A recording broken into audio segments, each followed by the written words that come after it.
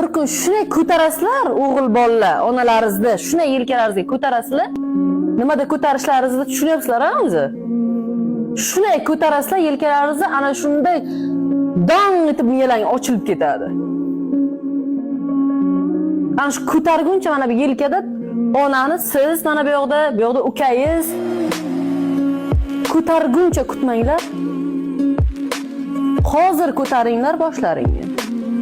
Ana shu kunga taqab olib bormaylar. Chunki hammamizni ayarladigan kunimiz bor. Yo biz ketamiz yo ular. Dadangizdan hech bo'lmasa bir 2 marta tayoq yeganda eng baxtli ona ham, men eng baxtli onaman degan ona ham hech bo'lmasa dadalaringizdan eng kamida 2 marta tayoq yeganda bor oralaringizda bolalar kelib menga aytadi, onamni har kun uradi dadam deb.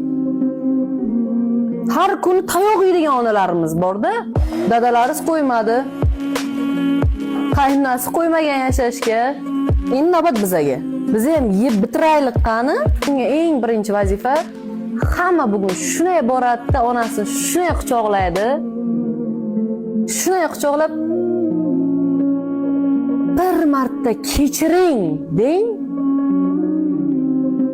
Shunaqa hamma narsa chiqib ketadi, ichingizdan yomon narsalar.